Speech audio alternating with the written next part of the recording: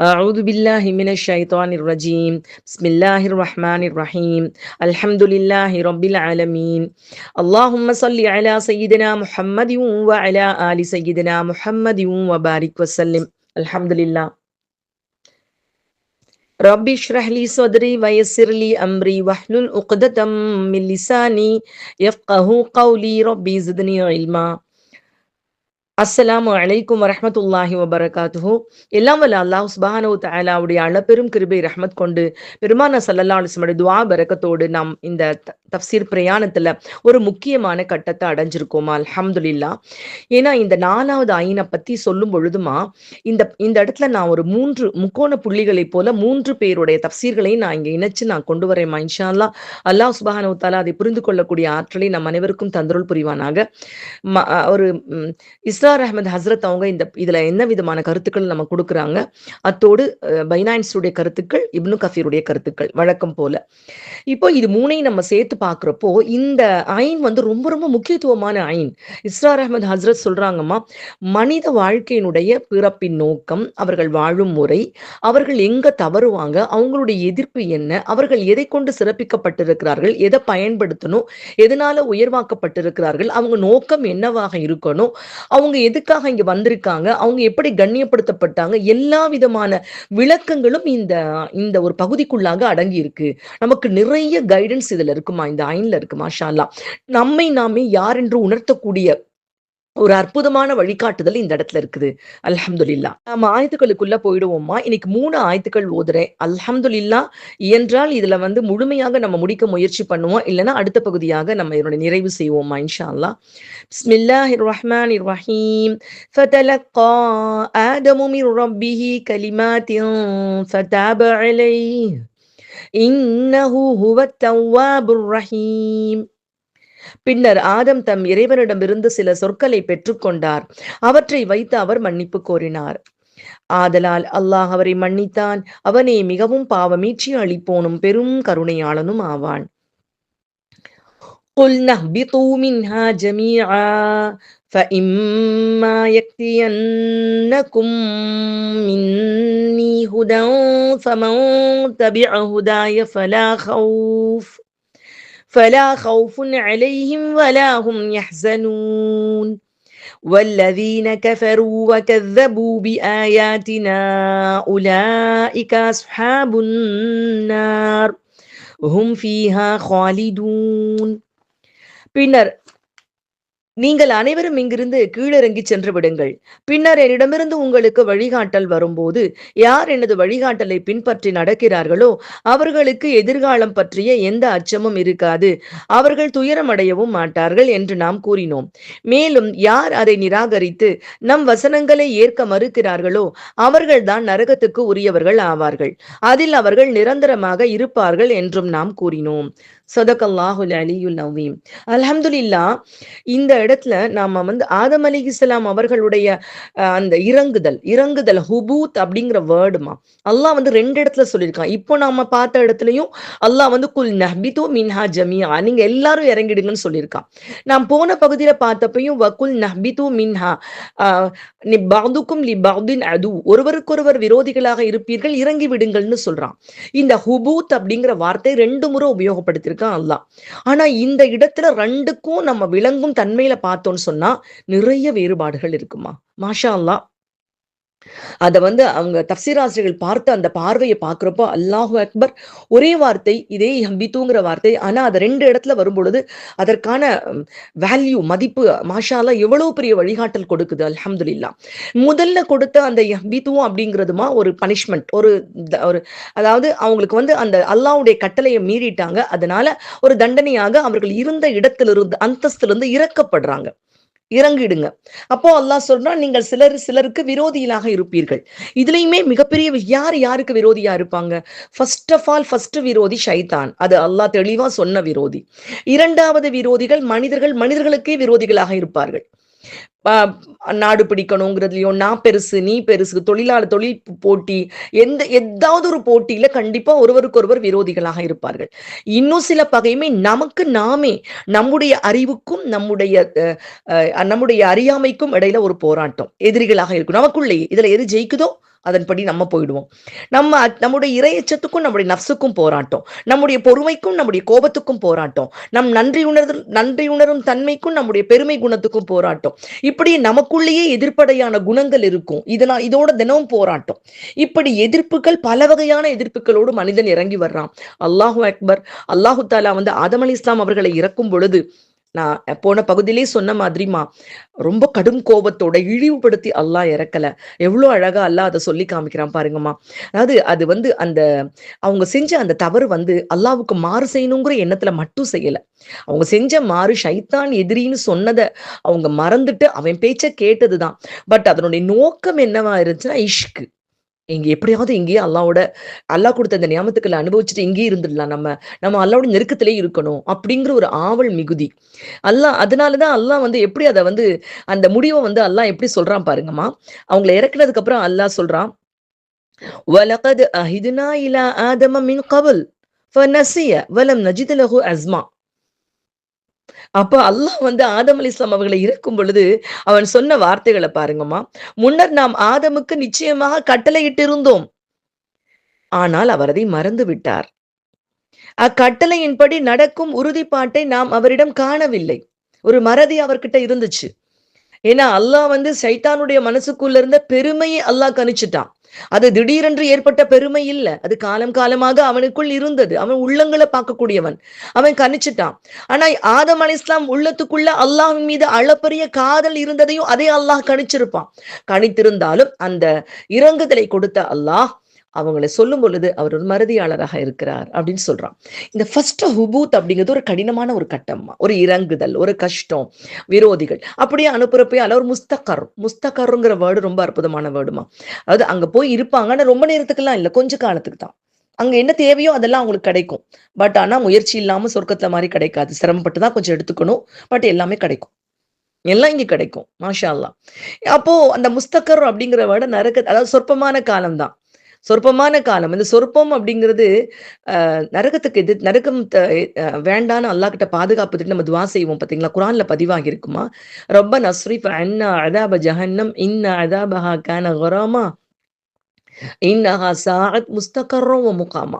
கொஞ்ச நேரம் அதுல தங்குறதும் எங்களுக்கு ரொம்ப கஷ்டம்தான் அல்லாஹ், ரொம்ப நேரம் நிரந்தரமா இருக்கிறதும் ரொம்ப கஷ்டம்தான், எங்களை அதை விட்டு பாதுகாத்துட்டு ரப்பு அப்படின்னு நம்ம கேட்கிறோம். அந்த முஸ்தகர்னா கொஞ்ச நாள் இருக்கிறது. அப்ப உலக வாழ்க்கை சொற்பம் தான் அப்படின்னு சொல்லிதான் அல்லாஹ் சுப்ஹானஹு வ தஆலா அனுப்பி வைக்கிறான். இது முதல் ஹுபூத். அடுத்த ஒரு ஹுபூத் நம்ம பார்ப்போம் இன்ஷா அல்லாஹ். இப்போ அதுக்கு முன்னாடிமா அல்லாஹ் சுப்ஹானஹு வ தஆலாட்ட ஆதம் அலைஹிஸ்ஸலாம் அவர்கள் ஃபதலக்கா ஆதமு மிர் ரப்பிஹி கலிமாத். ஆதம் அலைஹிஸ்ஸலாம் அல்லாஹ்விடமிருந்து ஆதம் அலைஹிஸ்ஸலாம் சில வார்த்தைகளை பெற்றுக்கொண்டார். இந்த லக்கா அப்படிங்கிற வேர்டுக்கு சொல்ல விளக்கம் இருக்கேம்மா. சொல்ல போனா நம்மளுக்கே அல்லாஹ் மீது அன்பு வருதுமா. அல்லாஹ் மனிதன் பாவம் செய்யக்கூடிய இயல்புடையவன் தான். ஆனா அல்லாஹ் பாவத்தை விட்டு மீண்டு வரணும்னு ஆசைப்படுறாமா. ஃபதலக்கா அந்த வேர்டு ஆதம் அலைஹிஸ்ஸலாம் அல்லாட்ட அழுகுறாங்க. தஃப்சீர் இப்னு கதீர் ஆசிரியர் ரொம்ப அழகா சொல்றாங்கம்மா. பாருங்க, அபுல் ஆலியா ரஹ்மத்துல்லாஹி அலைஹி அவங்க சொல்றாங்க, ஆதம் அலைஹிஸ்ஸலாம் அவர்கள் தவறு செஞ்சதுக்கு அப்புறம் சொல்றாங்க, இறைவா நான் பாவ மன்னிப்பு கோரி என்னை திருத்திக் கொண்டால் என்னை மன்னிப்பாயா என்று இறைவனிடம் கேட்டார்கள். அப்படியானால் உம்மை மீண்டும் சொர்க்கத்தில் நான் நுழையச் செய்வேன் என்று இறைவன் கூறினான். இந்த இடத்துல அந்த வார்த்தைகளை அல்லாஹு தாலா எப்படி கொடுத்தான், நமக்கு ஆசையா இருக்குல்ல, தெரிஞ்சுக்கணும்டுமா. அப்போ இந்த தலக்காங்கிற வேர்டு ஃபதலக்கா, இதுல ஃப அப்படிங்கிற வேர்டுக்கு பைனா இன்ஸ்டியூட் ஆசிரியர் சொல்றாருமா, இந்த ஃப என்னத்து குறிக்குதுன்னு சொன்னா, ரொம்ப காலம் ஆதம் அலைஹிஸ்ஸலாம் அவங்களை அலக்கழிச்சு கஷ்டப்படுத்தி துன்பப்படுத்தி எல்லாம் அல்லாஹ் கொடுக்கல. அவங்க கேட்டோன்னு அல்லாஹ் அந்த வார்த்தைகளை சொல்லி கொடுத்துட்டான். இந்த வார்த்தையை கொண்டு கேளுங்க, நான் உங்களை மன்னிக்கிறேன்னு சொல்லி அல்லாஹ் சொல்லி கொடுக்குறான். அது மட்டும் இல்லாம இந்த தலக்கா இருக்கு பாத்தீங்களாமா, இதுக்கு இந்த வேர்ப் இருக்கு பாத்தீங்களா, அந்த வேர்ப் ரொம்ப ஒரு அற்புதமான ஒரு வேர்புமா. மாஷா அல்லாஹ். இது என்னன்னா லக்கா தலக்கி அப்படின்னா being met with something, two parties coming together. அதாவது ரெண்டு பார்ட்டி ஒன்னா சந்திச்சு பேசுறது, லக்கிய சந்தித்தல், அதுவும் சந்தோஷமா. அதாவது அல்லாஹ் சும்மா அப்படி கொடுத்துடல, அல்லாஹ் ஆதம் அலைஹிஸ்ஸலாம் சந்தித்து அன்போடு அந்த வார்த்தைகளை கொடுக்கிறான். மாஷா அல்லாஹ். அது அழகான ஒரு சந்திப்புமா.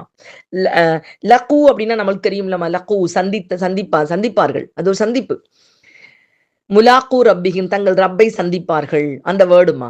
அப்போ தலக்கான அழகா சந்திச்சு அல்லாஹு தாலா அந்த வேர்ட்ஸ் அல்லாஹு தாலா கொடுக்குறான். அது என்ன வேர்ட்ஸ் அப்படின்னு சொன்னா மாஷா அல்லாஹ் அந்த வேர்ட்ஸ் சொல்லி கொடுக்குறான் அல்லாஹு தாலா. அந்த என்ன ரப்பனா வலம்னா, இது தஸ்னியா 2 பேரும் கேட்குறாங்க. ஆதம் அத்தா, ஹவ்வா அம்மா 2 பேருமே. அதனாலதான் ஒருமையில இந்த வார்த்தை சொல்லப்படல. ரப்பனா ظلمنا أنفسنا وإن لم تغفر لنا وترحمنا لنكونن من الخاسرين. அல்ஹம்துலில்லாஹ். இந்த துவா வந்து அல்லாஹ் குர்ஆன்லயே சொல்லி காமிச்சிருக்காமா, இந்த துவாவை தான் கத்துக் கொடுத்தாங்க அப்படின்னு குர்ஆன்ல வருது. இன்னும் சில துவாக்களும் இருக்கலாம் அப்படின்னும் தப்சீர் ஆசிரியர் சொல்லியிருக்காங்கம்மா. மாஷா அல்லாஹ். அதையும் நம்ம பார்ப்போம்மா. இன்ஷா அல்லாஹ். அல்லாஹ் சுப்ஹானஹு வ தஆலா அதன் பரக்கத் கொண்டு நம்முடைய பாவங்களையும் அல்லாஹ் சுப்ஹானஹு வ தஆலா மன்னிக்கட்டும்மா. ஆமீன். அல்லாஹும்ம லா இலாஹ இல்லா அன்த் سبحانك وبحمدك ربي إني ظلمت نفسي فاغفر لي إنك خير الغافرين. اللهم لا إله إلا أنت سبحانك وبحمدك ربي إني ظلمت نفسي فارحمني إنك خير الراحمين. اللهم لا إله إلا أنت سبحانك وبحمدك ربي إني ظلمت نفسي فتب علي إنك أنت التواب الرحيم. இந்த வார்த்தைகள் தான் அப்படின்னு முஜாஹித் ரஹ்மத்துல்லாஹி அலைஹி சொல்றாங்கம்மா. இறைவா, உன்னை தவிர வேறு இறைவன் இல்லை. உன்னை துதிக்கின்றேன், உன் புகழ் பாடுகின்றேன். இறைவா, எனக்கு நானே அநீதி இழைத்துக் கொண்டேன், என்னை மன்னித்து விடுவாயாக. மன்னிப்பவர்களில் நீயே சிறந்தவன். இறைவா, உன்னை தவிர வேறு இறைவன் இல்லை. உன்னை துதிக்கிறேன், உன் புகழ் பாடுகிறேன். இறைவா, எனக்கு நானே அநீதி இழைத்துக் கொண்டேன், எனவே எனக்கு கருணை காட்டுவாயாக. கருணையாளர்களில் நீயே சிறந்தவன். இறைவா, உன்னை தவிர வேறு இறைவன் இல்லை. உன்னை துதிக்கிறேன், உன் புகழ் பாடுகிறேன். இறைவா, எனக்கு நானே அநீதி இழைத்துக் கொண்டேன், எனவே எனக்கு பாவ மன்னிப்பு வழங்குவாயாக. நீயே மிகவும் பாவமீட்சி அளிப்போனும் பெரும் கருணையாளனும் ஆவாய். அவன் மிகவும் பாவமீட்சி அளிப்போனும் பெரும் கருணையாளனும் ஆவான் என்ற இந்த வார்த்தைகளை சொல்லியிருக்காங்க அப்படின்னு இப்னு கஃபீர் ஆசிரியர் பதிவு செஞ்சிருக்காங்கம்மா. அல்ஹம்துலில்லாஹ். இது வந்து அல்லாஹு தஆலா யார் பாவ மன்னிப்பு கேட்டு அல்லாஹ் கிட்ட கையேந்துறாங்களோ அவங்கள அல்லாஹ் ஒருபோதும் கைவிடுறது கிடையாதுமா. இந்த தௌபாவுடைய சிறப்பை பத்தியும் தப்சீர் ஆசிரியர்கள் 3 பேருமே இந்த இடத்துல சொல்லி காமிக்கிறாங்க. மாஷா அல்லாஹ். இஸ்ரார் அஹ்மத் ஹஸ்ரத் சொல்றாங்க, இந்த தாப அப்படிங்கிற வேர்டு இருக்கு பாத்தீங்களா, மாஷா, ரொம்ப அற்புதமான வார்த்தை. மன்னிப்பு. அல்லாஹ் மன்னிச்சுட்டான் அவங்கள. அல்லாஹ் மன்னிச்சுட்டான். பொதுவாவே இந்த தாபாவோட இலாவும் வரும், அலாவும் வருமா.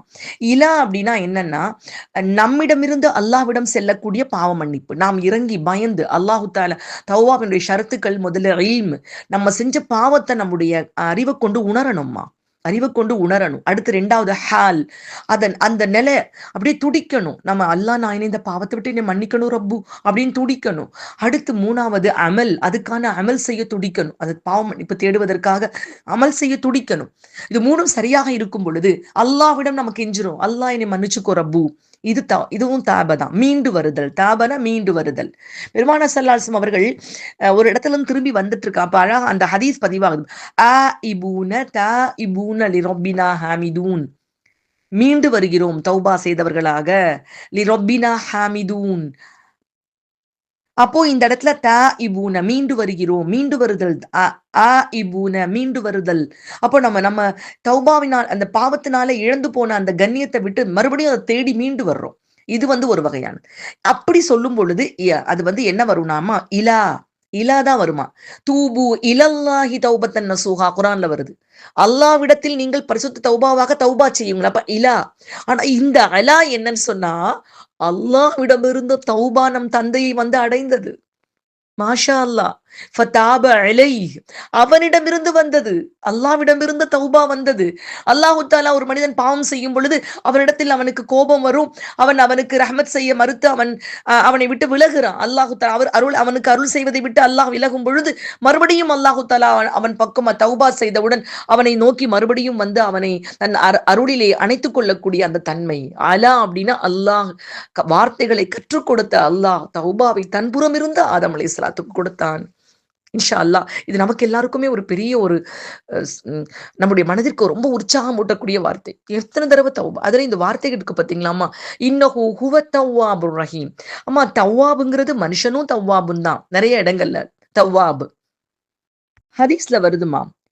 குல்லு பனி ஆதம ஹத்தா, குல்லு பனி ஆதம ஹத்தா. ஹத்வானா எல்லாம் ஆதமுடைய மக்கள் எல்லாருமே பாவம் செய்யக்கூடியவங்க தான். ஒ ஹைரல் ஹத்வாஇன தவ்வாபு. அந்த அந்த பாவம் செய்யக்கூடியவங்களே ரொம்ப சிறந்தவங்க யாரா? தௌபா செய்யக்கூடியவங்க. அங்க தவ்வாபின்ங்கிற வார்த்தை. தவ்வாப்னா மனுஷன் தௌபா செய்றான். அல்லாஹ் தன்னையும் தவ்வாப்ன்னு சொல்றான். அதை ஏற்றுக்கொள்கிறான். அருள் செய்கிறான். மீண்டு வருகிறான் அந்த அடியானின் பக்கம் அருள் செய்ய. அப்ப அவனும் தவ்வாப். தவ்வாப்ங்கிற வார்த்தை என்னன்னு சொன்னாமா, த அ அதாவது மீண்டும் மீண்டும் பாவம் செய்யும் பொழுதும் அல்லாஹ் மீண்டும் மீண்டும் மன்னிக்க காத்திருக்கிறான். தௌபா செய்ய ரொம்ப உறுதியா தௌபா செஞ்சுட்டோம். ஆனா சில நேரங்கள்ல தௌபா அந்த உறுதியா இருக்க முடியல. மறுபடியும் அந்த பாவத்துல விழுந்துட்டோம். அப்ப நமக்கு இனி மீட்சியே கிடையாதா? இல்ல, மீட்சி இருக்கு. மறுபடியும் வாங்க. அல்லாஹ் தௌபா செய்ய காத்திருக்கிறான். இது ஒரு விளையாட்டாக எடுத்துக்கொள்ளாமல் அல்லாஹ் சுப்ஹானஹு வ தஆலா அப்படி நம்பிக்கையோடு அந்த துடித்து நாம கேட்கும் பொழுது நிச்சயமாக அப்பொழுதும் அல்லாஹ் தௌபா செய்ய காத்திருக்கிறான். அல்ஹம்துலில்லாஹ். அந்த தௌபாவை அல்லாஹு தஆலா இந்த வார்த்தையில இந்த ஆயத்துல வரக்கூடிய எல்லாமே ரொம்ப அற்புதமாக இருக்குமா. மாஷா அல்லாஹ், மாஷா அல்லாஹ். அத்தாயிபு மினத் தம்பி. அது யார் வந்து பாவத்தை விட்டு மன்னிப்பு கேட்கிறாங்களோ, கமல்லா தம்பல ஹதீஸ் இருக்கு. பாவம் செய்யாத மனிதரை போல அவர் ஆகிவிடுவார். மாஷா அல்லாஹ், அல்ஹம்துலில்லாஹ். அடுத்து இப்போ அந்த 2வது யஹ்துக்கு வருவோம்மா. குல் நஹ்பிது மின்ஹா ஜமீஆ. இறங்குங்க எல்லாரும், நீங்க எல்லாரும். அல்லாஹ் சொல்றான், நீங்கள் அனைவரும் இங்கிருந்து கீழ் இறங்கி சென்று விடுங்கள். இது எப்படி இருக்குன்னு சொல்றாங்கன்னாமா, முதல்ல சொன்ன யஹ்பிது வீட்டை விட்டு போ அப்படின்னு சொல்ற மாதிரி இருக்கு. 2வது சொல்ற யஹ்பிது வீட்டை விட்டுக்கு போய் உன்னுடைய கம்பெனி தொடங்கு, நீ உன் கம்பெனியை தொடங்கு, உனக்கு எல்லாம் அங்க ரெடியா இருக்குது, போய் தொடங்கு அப்படிங்கிற மாதிரி இருக்கு. அதாவது அந்த இனி என்ன செய்ய போறாங்க, மனிதனுடைய அந்த மிஷன் ஆரம்பம் ஆயிடுச்சுமா. முதல் ஹுதூத் உலகத்தினுடைய ஆரம்பமாக இருக்கலாம். 2வது ஹுதூத் வந்து அல்லாஹு தாலாவுடைய பிளான், அந்த அல்லாஹு தாலா லவ்ஹுல் மஹ்ஃபூல்ல ஏற்படுத்தப்பட்ட அந்த பிளான் செயல்பட ஆரம்பிக்க போகிறது. அந்த ஒரு நேர்வழிக்கான வழிகாட்டுதலோடு அது ஆரம்பமாகுது. மாஷா அல்லாஹ். நம்பிக்கையோடு, இறை கருணையோடு அது ஆரம்பிக்கப்பட போகிறது என்பதற்கான அறிவிப்போடு அந்த இறங்குதல் இருக்கிறது. மாஷா அல்லாஹ். ஃபஇம்மா யக்தியன்னக்கும் மின்னி ஹுதன். இந்த இடத்துல அல்லாஹ் சொல்றான், கண்டிப்பா ஹுதன் வரும். கண்டிப்பா ஹுதன் வரும். நேர்வழி வரும். ஃபமன் தபிஅ ஹுதாய ஃபலா ஹவுஃபுன் அலைஹிம் வலா ஹும் யஹ்ஸனூன். அந்த இடத்துல யார் அந்த வழிகாட்டுதலை பின்பற்றுகிறார்களோ அவர்களுக்கு பயமும் இல்லை, கவலையும் இல்லை. நிறைய இடங்கள்ல குர்ஆன்ல இந்த இடம் வருதுமா. மாஷா அல்லாஹ். இந்த இடத்துல அல்லாஹ் சுப்ஹானஹு வ தஆலா மனித இனத்துக்கான ஒரு மிகப்பெரிய, அவர்கள் வாழ்க்கையில எதை பற்றி கொண்டால் அவர்கள் சிறப்பாக இருப்பார்களோ அதை சொல்லி காமிச்சிருக்கான். ஏன்னா மனித இனம் வந்து ஒரு சாதாரண ஒரு படைப்புகள்லயே மிகச்சிறந்த படைப்புமா. சமீபத்துல நான் பார்த்து ஆச்சரியப்பட்ட ஒரு விஞ்ஞான கருத்தை மட்டும் நான் பகிர்ந்து கொள்றேன். பொதுவாவே விஞ்ஞானம் என்ன சொல்லணும்னா, அத்தனை பிரபஞ்சமும் ஒரு பிசிக்கல் விதிகளின்படி இயங்குது. அதுக்கு நியூட்டன்ஸ் லாஸ் எல்லாம் அவங்க வச்சு படிச்சுட்டு இருப்பாங்க. சமீபத்துல நீங்க சர்ச் பண்ணாலே உங்களுக்கு தெரியுமா, சமீபத்துல நியூட்டனுடைய இயக்க விதிகளை முறியடித்த ஒரு அற்புதத்தை செய்தது யார் அப்படிங்கிற ஒரு கேள்வியோடமா மாஷாலா நான் படிச்சது ரொம்ப ஆச்சரியமா இருந்துச்சுமா. பொதுவா நியூட்டனுடைய 3வது விதி, ஒவ்வொரு 3 விதிகள் இருக்குமா இயக்க விதி. அதுலதான் இந்த ஒட்டுமொத்த பிரபஞ்சத்தினுடைய இயக்கமும் இருக்குன்னு சொல்லுவாங்க. அவங்க அப்படிதான் இயக்கமும் இருக்குன்னு சொல்லுவாங்க. அவங்க அப்படிதான், சயின்ஸ் அப்படிதான் சொல்லும். லேட்டஸ்ட் நியூஸ் வரைக்கும், சயின்ஸ் கண்டுபிடிப்பு வரைக்கும் அதை மாற்றவே மாட்டாங்க. நம்பர் 1, எந்த ஒரு பொருளும் அதுக்கு மேல யாராவது தள்ளுதல் இல்லாம அது இயங்காது. அது அப்படிதான் இருக்கும்.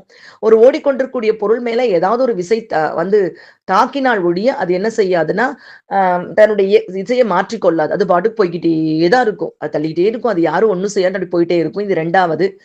சுருக்கமா சொல்றேம்மா, இது பாட விதிகள் மட்டும் கிடையாது.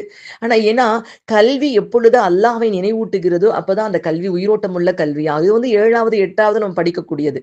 இதுல 3வது விதிதான் இப்ப நம்ம சொல்ல போறதுமா. எந்த ஒரு விசைக்கும் எதிர் விசை உண்டு. நீங்க என்ன பண்ணீங்கனாலும், இப்ப நீங்க இப்படி உட்கார்ந்துருக்கீங்க, இதை கேட்டு உட்கார்ந்துருக்கீங்க, நீங்க முன்னாடி அப்படி சட்டுன்னு சாயிறீங்கன்னா உங்களுக்கு எதிர்விசை ஒண்ணு அங்க செயல்படுது. அதாவது எதிர்விசை, சமமான எதிர்விசை இல்லாம உலகத்துல எதுவுமே கிடையாது. இதை கொண்டுதான் ஒட்டுமொத்த பிரபஞ்சத்தினுடைய இயக்கமும் இருக்குன்னு அவர் சொல்லிட்டாரு. அதுதான் இன்னைக்கு வரைக்கும் நம்பிட்டு இருந்தாங்க. ஆனா இன்னைக்கு ஒரு அதிர்ச்சியான ஒரு விஷயமா, இந்த எதிர்ப்பு விசை இல்லாமல் ஒரு ஒரு ஒரு இயக்கம் உலகத்துல நடந்திருக்குன்னு சொன்னா அது யாருன்னு சொன்னா, நீங்களும் நானும் தந்தையுடைய உயிரணுவாக, தந்தையுடைய தகப்பனாருடைய உயிரணுவாக தாயினுடைய முட்டையை நோக்கி ஒரு பிரயாணம் பண்ணும் பாத்தீங்களா, அந்த பிரயாணத்தில் அந்த உயிர் அணுவிற்கு எதிர்ப்பு விசையே இல்லையாமா. அதற்கு எந்த எதிர்ப்பு விசையும் செயல்படல. அது இயங்கக்கூடிய இயக்கம் யூனிக் மோஷன். அது ஒரு வித்தியாசமான, அது தாயினுடைய முட்டையை நோக்கி சென்ற பொழுது எந்த ஒரு எதிர்ப்பு விசையும் அதற்கு இல்லாமல் சென்றிருக்கிறது. இது ஒட்டுமொத்தமான இயற்பியல் இயக்க விதியையே முறியடித்த ஒரு விஷயமாக இருக்கிறதுன்னு சொல்றாங்க. அப்ப மனித படைப்பு இந்த உலகத்துக்கு வந்த அந்த முதல் பிரயாணமே ஒரு அற்புதமான பிரயாணம். அது மட்டும் இல்ல, சில விஷயங்கள் நம்ம அல்லாஹ் விட்டு விலகவே முடியாதுமா. நம்ம எல்லாரும் சொல்லுவோம் ஆக்சிஜன் தான் நம்ம சுவாசிக்கிறதுக்கு ரொம்ப தேவை. இந்த ஒரு அதாவது அல்லாஹ்வுடைய விதிகள் அந்த ஹுதா இருக்குல்ல, நேர்வழி, அதுக்குள்ள இருக்க வரைக்கும் சேஃப்டிமா நமக்கு. நம்ம சேஃப்டி அதோட விலக முடியாது. ஏன்னா அல்லாஹ்வுடைய நாட்டம் இல்லாமல் எதுவுமே நம்மளால செய்ய முடியாதுமா. பொதுவா ஆக்சிஜன் இல்லைன்னா மனுஷன் செத்து போயிடுவான்னு சொல்லுவோம்.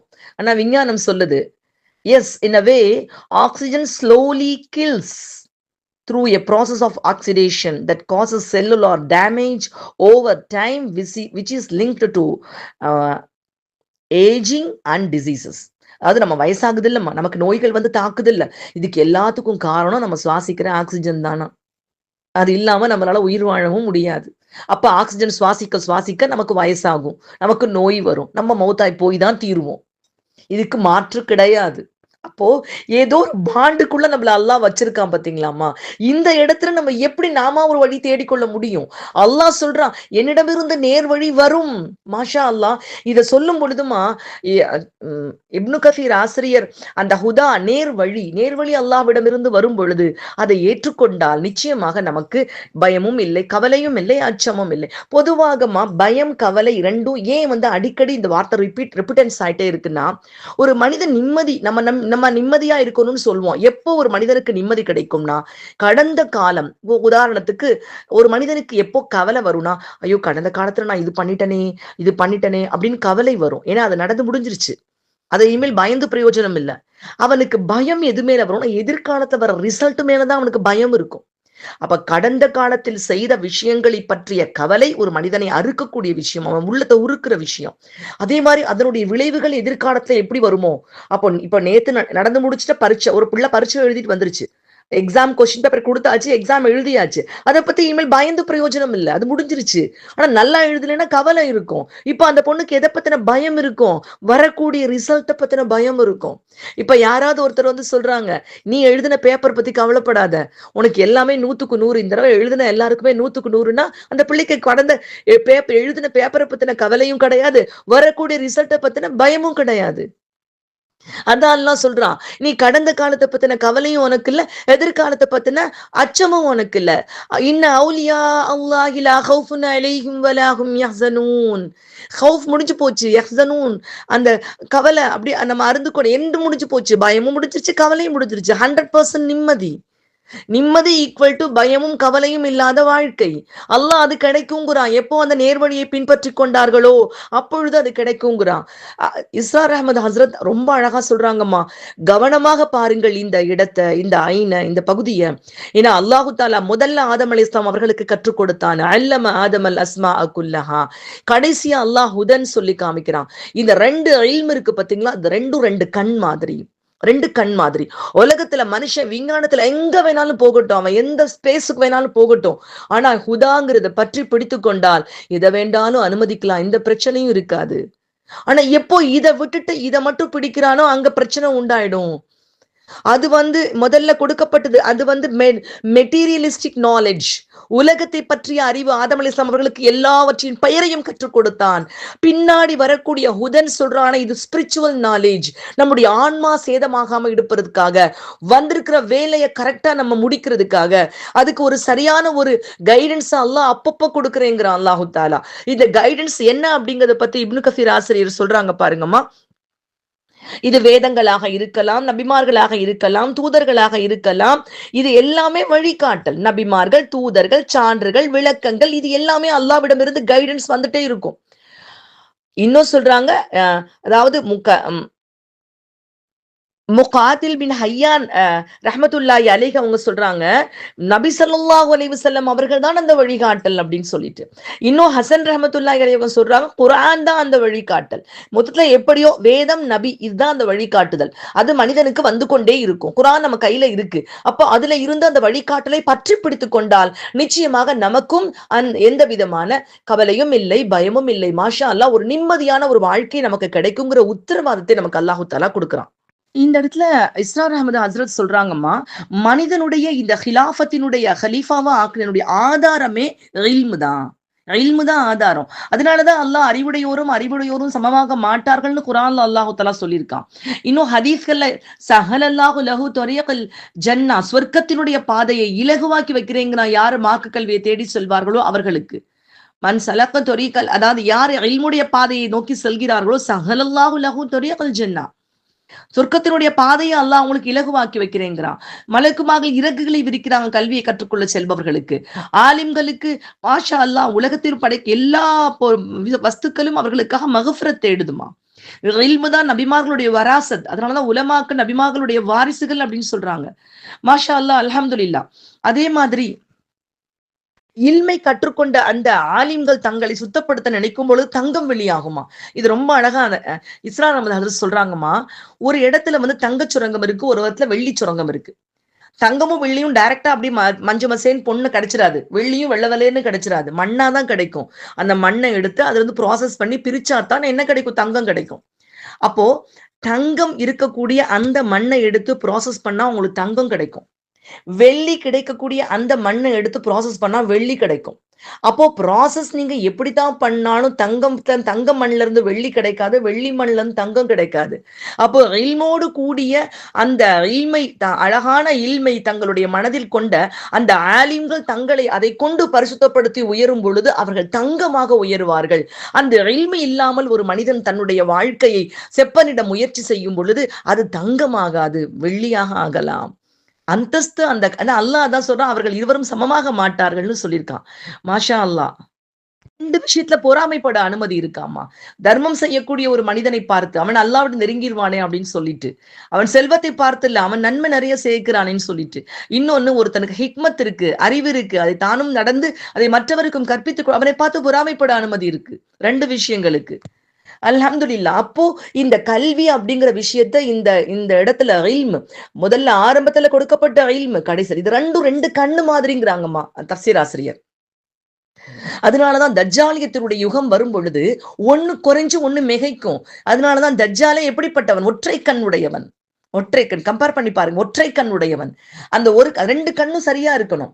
அதாவது அந்த ஆன்மீக கல்வியும் இருக்கணும், அந்த மற்ற உலகாவிய கல்வியும், ரெண்டு கண்ணு மாதிரி. இதுல எதையுமே ஒன்ன விட்டுட்டு ஒன்ன எப்ப பிடிக்க ஆரம்பிக்கிறோமோ தஜ்ஜால் யுகம் ஸ்டார்ட் ஆயிடுச்சு.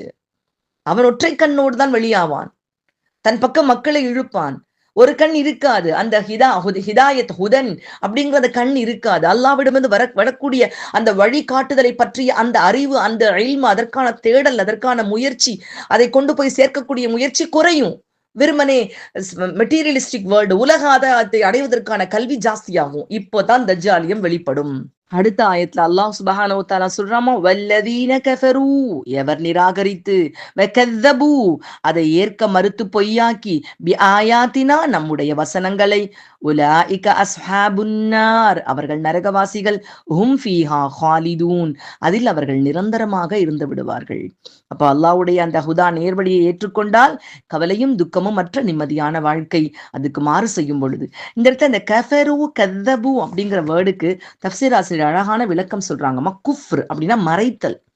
ஆக்சுவலா பிறக்கிற எல்லா குழந்தையுமே நபிசாசம் சொல்லியிருக்காங்க, பிறக்கிற குழந்தை எல்லாம் அதோட ஃபித்ரத்ல பிறகுது. அல்லா ஃபித்ரத்தி இஸ்லாத்தோட தான் பிறக்குது. அவங்க பெத்தவங்க தான் அவங்க வந்து ஒரு யூதனாவோ ஒரு கிறிஸ்துவனாகவோ ஒரு மஜூசியாகவோ மாத்திடுறாங்க. இப்ப பிறக்கிற எல்லா குழந்தையுமே இந்த இடத்துல வந்து பிறக்கும் பொழுது மாஷா அல்லாஹ் அல்ஹம்துலில்லாஹ் அது வந்து நல்ல ஃபித்ரத்துல தான் அந்த குழந்தை பிறக்குது. அப்போ அந்த குஃப்ரினா அத ஒரு நேர் வழிகாட்டல் வரும் பொழுது கண்டிப்பா அந்த மனசு சொல்லும், அவன் அதை மறைச்சுக்கிடுறான். எந்த ஒரு இறைவனை மறுக்கக்கூடிய யாராக இருந்தாலும் அவர்களுக்குள் கண்டிப்பாக அந்த உண்மையை பற்றிய அறிவு இருக்கும். அவங்க அதை மறைத்து கொண்டு பொய்யாக்குறாங்க. இல்ல நீ சொல்றது பொய், அதான் சொல்றாங்க. ரெண்டும் சேர்ந்தே வருமா அடிக்கடி. கஃபரு வ கذبு, கஃபரு வ கذبு, அந்த குஃப்ரும் தக்வீபும் அடிக்கடி குர்ஆன்ல வர்றதுக்கு காரணம் மறைச்சு பொய்யாக்குறாங்க. ஏன்னா கண்டிப்பா அந்த உள்ளத்துக்கு தெரியும். அப்போ எப்போ அதை பண்றாங்களோ அப்போ வந்து அவர்கள் நரகத்துக்குரியவர்களாக நிரந்தரமாக. அல்லாஹ்வுடைய அத்தாட்சிகள் அது வஹியாக வரலாம். அல்லாஹ்வுடைய படைப்புகளை பார்க்கும் பொழுது அவனை பற்றிய உண்மை விளங்கும். இதையெல்லாம் மறுக்க மறுக்க மறுக்க அவர்கள் நரகவாசிகளாக மாறிவிடுகிறார்கள். நவுது பில்லாஹி மின்ஹா. தப்சீர் இப்னு கசீர் ஆசிரியர் சொல்றாங்கம்மா, நரகம் நிரந்தரம் என்று ஆகிவிட்ட நரகவாசிகள் காஃபிர்கள் அதுல சாகவும் மாட்டாங்களாம், பிழைக்கவும் மாட்டாங்களாம். அதுல செத்து செத்து பிழைத்து கொண்டிருப்பார்கள்.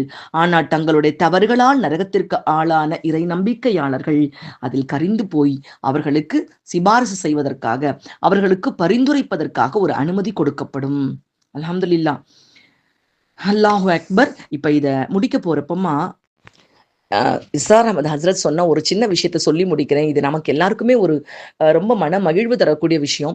தௌராத் வேதத்திலையும் சரி, பைபிள்லையும் சரி, எல்லாத்துலேயுமே இந்த வரலாறு இருக்குதுமா. ஆனா எதுலையுமே என்ன கிடையாதுன்னா, ஆதம் அலைஹிஸ்ஸலாம் மன்னிப்பு பெற்றார்கள்னு கிடையாது. உலகத்துல பிறக்கக்கூடிய ஒவ்வொரு பிள்ளையும் வாதம் ஹவ்வா அம்மா 2 பேருடைய பாவத்தோடு தான் பிறக்கிறாங்க. அவர்கள் பாவ மீட்சியை கொடுப்பதற்காக தான் ஈசா நபி, ஜீசஸ் சிலுவையில் அறையப்பட்டார். அதனால அவங்க இந்த மக்கள் கஷ்டத்தை போக்குறதுக்காக தான் பிறந்தாங்க. அவங்க சிலுவையில் அறையப்பட்டாங்க. அதனால அதை கொண்டு பாவ மீட்சி பெற்றுக்கொள்வார்கள். மற்றபடி எல்லாம் பாவம் தான், பாவத்துல தான் பிறந்திருக்காங்க. ஆனா அல்லாஹு தஆலா குர்ஆன்ல தெளிவா சொல்லிட்டாமா, ஃபதாப அலைஹ், அவரை மன்னித்து விட்டேன். இது எந்த ஒரு வேதத்திலையும் கிடையாது. முன்னாடி உள்ள இப்போ இருக்கக்கூடியது மேபிமா ஒரிஜினல் ஓல்டு டெஸ்டமெண்ட் தௌரால அது இல்லை. இப்ப எதுவுமே ஒரிஜினல் கிடையாது. அதெல்லாமே அவர் இஸ்ரா ஹஜ்ரத் சொல்றான், நெபுகத் நேசர் அப்படிங்கிற மன்னருடைய படையெடுப்புலேயே அந்த ஒரிஜினல் தௌராத்தெல்லாம் தொலைஞ்சு போயிடுச்சு. மனிதர்கள் கருத்துக்கள் கலந்த விஷயங்கள் தான் இப்ப கையில இருக்குது. அதே மாதிரி தான் நம்மளோட இதுல மொத்தம் 5 டெஸ்டமெண்ட், ஃபைனல் டெஸ்டமெண்ட், அது நிறைய இருக்குமா. இது எல்லாமே இது எல்லாத்துலயுமே இப்ப மனிதனுடைய சிந்தனைகள் கலந்துருச்சு அதுல. அப்ப அந்த ஒரிஜினல் ஒருவேளை கிடைக்கப்பட்டால் அந்த உண்மைகள் வெளியாகலாம். ஆனா நம்ம குர்ஆன் தெளிவாக அல்லாஹ் அதுல சொல்லி காமிச்சிருக்கான், ஃபதாப அலை, ஆதம் ஹவ்வா அலைஹிஸ்ஸலாம் 2 பேரையும் அல்லாஹ் பாவத்தோட உலகத்துல அசிங்கப்படுத்தி அல்லாஹ் அனுப்பல. ஃபதாப அலை, மன்னிப்பு கொடுத்துட்டான். அது நமக்கு எல்லாருக்கும் ஒரு பாவங்கள் செய்யக்கூடிய தன்மை, தூண்டக்கூடிய தன்மை நமக்கு அல்லாஹ் கொடுத்திருந்தான். அது இருந்துட்டாலும் நிச்சயமாக இதை விட்டு மீண்டு வருவதற்கு தௌபா என்ற அழகான வழி இருக்குங்கிற நம்பிக்கை கொடுக்குதுமா. அப்போ நம்முடைய தாய் தந்தை கண்ணியமாக இந்த உலகத்திற்கு அனுப்பப்பட்டார்கள் உத்தரவாதத்தை இந்த ஆயத்துக்கள் கொடுக்கிறது. அல்ஹம்துலில்லாஹ். இப்போ ஒரு நிமிஷம் கற்பனை பண்ணி பாருங்கம்மா, நாம யாரு? நம்ம வந்ததே இயற்பியல் விதிகளை எல்லாம் உடைச்சிட்டு உலகத்துக்கு வந்திருக்கோம். அந்த ஆற்றலை நம்ம கொடுத்ததும் அல்லாஹ் தான். ஆனா குறிப்பிட்ட எல்லையை தாண்டவே நம்மளை அல்லாஹ் விடாம, அதை தாண்ட முடியாது நம்மளால. நான் சொல்றேன், ஆக்சிஜனே ஒரு கொல்லும் gas, it is a killing gas. வேற வழி இல்லை, அதுதான் சுவாசிச்சாகணும். நம்ம வயசாகி தான் தீரணும், முதுமை அடைஞ்சு தான் தீரணும், மௌத்தாகி தான் தீரணும். அப்போ அதை தாண்டி போக முடியாத விதிகளையும் நமக்கு எல்லாம் விதிச்சிருக்கான். இப்படிப்பட்ட ஒரு அழகான ஒரு கட்டுக்கோப்புக்குள்ள, ஒரு விதிமுறைகளுக்கு உட்பட்ட ஒரு வாழ்க்கையை வாழ சொல்லிதான் நம்ம உலகத்துக்கு நம்ம அனுப்பிச்சிருக்கான் அல்லாஹு தாலா. இந்த உலகத்துக்கு நான் எண்ணிச்சைப்படி வாழ்வேன்னு வாழ்றது சரியா? இல்ல நம்முடைய எதிரி சைத்தான் அல்லாஹ் அடையாளம் காட்டிட்டான், நம்முடைய அத்தாவையும் அம்மாவையும் அவன் தான் வழிகெடுத்தான், எப்படியெல்லாம் வழிகெடுக்கணும்னு அவன் தெரிஞ்சு அவர்களை நல்லது சொல்ற மாதிரியே வழிகெடுத்திருக்கான். இவ்வளவுமே இதுல கொடுக்கப்பட்டுருச்சுமா. நம்ம ஹலீஃபாவை அனுப்பப்பட்டோங்கிற விஷயம், நம்முடைய எதிரி யாரு, நம்ம இல்மால நம்ம சிறப்பிக்கப்பட்டிருக்கோம், இல்ல நம்ம வழிதவரக்கூடிய வாய்ப்பு இருக்குது, நம்ம அத்தா அம்மாவே வழிதவறி இருக்காங்க. அப்ப நம்ம எச்சரிக்கையா இருக்கணும். வழிதவரும் பொழுது நம்முடைய அந்தஸ்து குறைஞ்சு போயிடுச்சேன்னு தாழ்ந்து போயிடாதீங்க. அல்லாஹ் உயர்த்துவதற்கு தௌபாங்கிற வழி கொடுத்திருக்கான், மீண்டும் வர முடியும். மாஷா அல்லாஹ், அல்ஹம்துலில்லாஹ். எல்லாமே இந்த வரிகளுக்குள்ள அடங்கி இருக்கிறத பாக்குறப்போ அல்லாஹு அக்பர், மாஷா அல்லாஹ். அல்லாஹ் இந்த மனித படைப்பை மிகப்பெரிய அமானிதத்தை ஏற்றுக்கொண்டு வந்திருக்கிறோமா. இதை எந்த வகையிலும் வீணாக்கிடாம அழகிய முறையில் இதை வாழ்ந்து அல்லாஹுடைய பிரியத்தோடு நம் சொந்த இடமான ஜன்னாவிற்கு, நமக்கு அல்லாஹு தாலா விதித்த அந்த உண்மையான நம்முடைய சொந்த இடத்திற்கு எந்த குறையுமில்லாமல் செல்லக்கூடிய பாதையில் நாம் எப்போதும் நிலைத்து நடக்க அல்லாஹ் நம் அனைவருக்கும் அருள் செய்வானாக. ஆமீன் ஆமீன். வாஹிர் தஅவானா அனில் ஹம்துலில்லாஹி ரப்பில் ஆலமீன் பிரஹ்மதிக யா அர்ஹமர் ராஹிமீன். அல்ஹம்துலில்லாஹ்.